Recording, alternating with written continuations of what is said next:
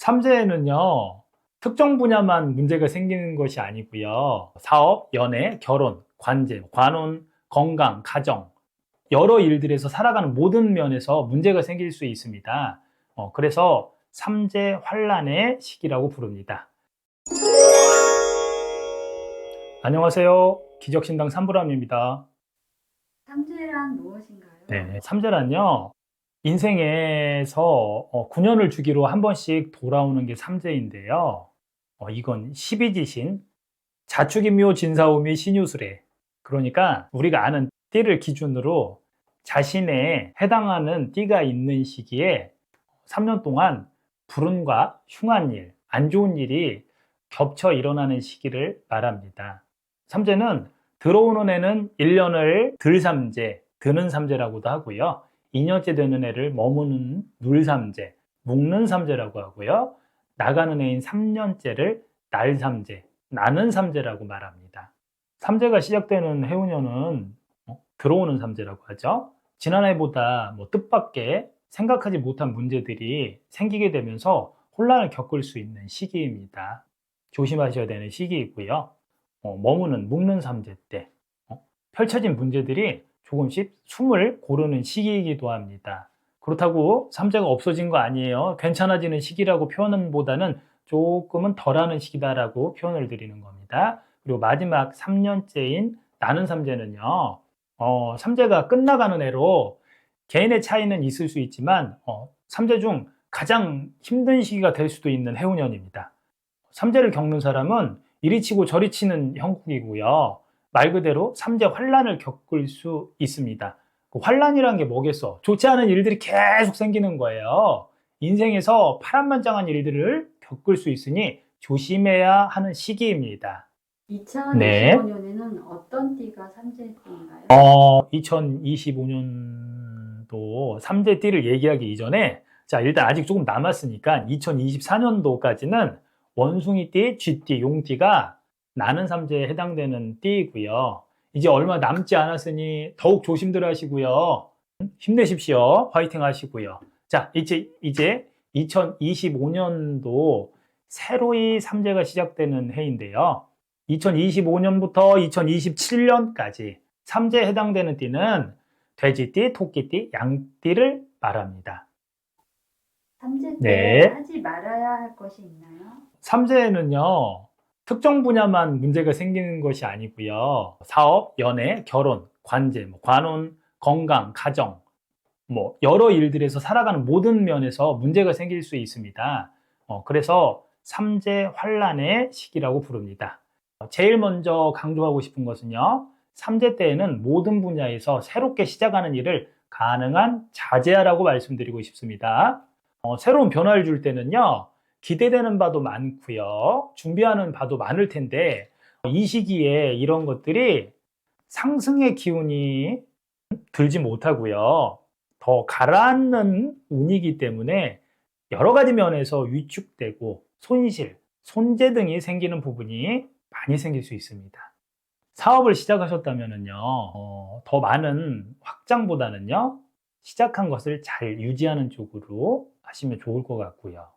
창업은 조금 미루시고요, 좀 더 탄탄히 준비를 하시는 것을 추천드립니다. 삼재가 있는 시기에 결혼을 계획하고 계신다면, 꼭 하셔야 한다면 묵는 삼재, 눌삼재 시기에 하시는 걸 추천드립니다. 하지만 이왕이면 이 시기를 다 지나서 하시는 것이 좋겠고요. 건강에 염려가 있으신 분이라면 삼재 때는 몸에 무리가 가는 일들을 줄이시고요, 건강을 유지하는데 좀 더 신경을 쓰셔야 합니다. 직장 다니시는 분이 이직을 염두에 두고 계시다면 조금만 더 참으시고요, 삼재가 지나는 시기에 이동하시면 좋겠습니다. 주식이나 부동산 같은 투자나 큰 돈이 움직이는 금전거래와 같은 일들은 웬만하면 하지 않는 것이 좋습니다. 말씀드린 일들처럼 삼재가 들어있을 때는 가능한 움직임을 최소화해서 생길 수 있는 여러 불운의 리스크를 줄여나가는 것이 좋겠습니다. 삼재를 피하는 네. 방법이 있나요? 피하는 방법은요, 앞서 말씀드린 대로 가능한 뭔가를 하는 것보다는요, 하지 않는 것이 제일 좋은 방법입니다. 그렇다고 아무것도 안 할 수 없잖아요.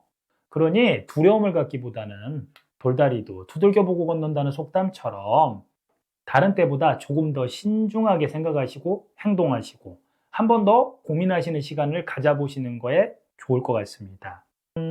무교에서는요, 저희 무당들은요, 부적이나 삼재풀이를 통해서 삼재에 대한 액매기를 하고 예방을 하기도 합니다.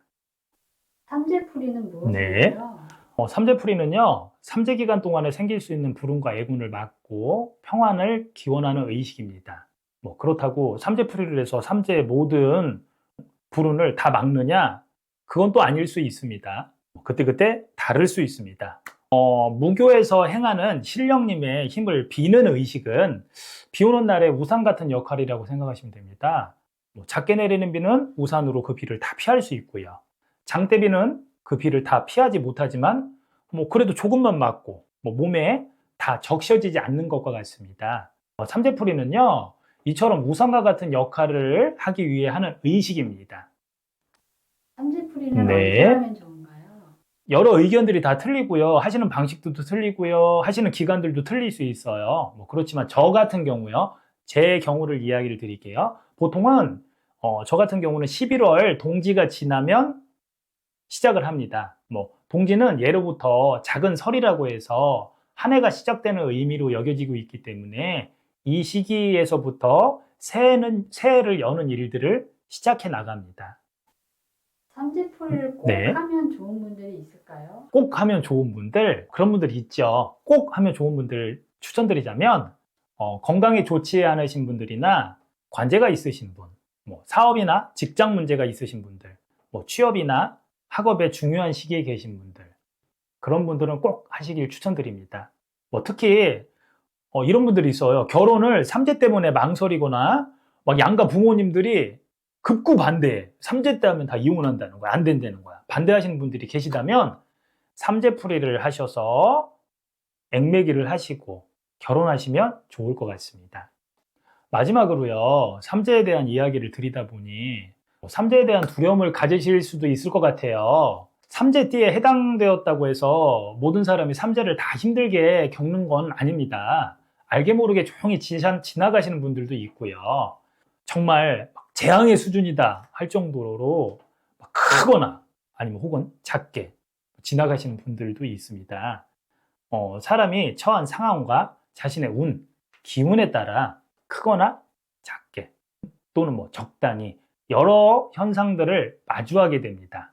삼재라고 해서 너무 걱정부터 갖지 마시고요. 되려 지나친 걱정이 더 많은 근심을 낳을 수 있습니다. 이런 시기가 있다니 조심하며 지내면 나쁘지 않겠다 생각하시면서 평소보다 조금만 신중을 기하여 생활하시면 좋을 것 같습니다. 이야기 들어주셔서 감사하고요. 항상 행복하고 건강하세요. 감사합니다.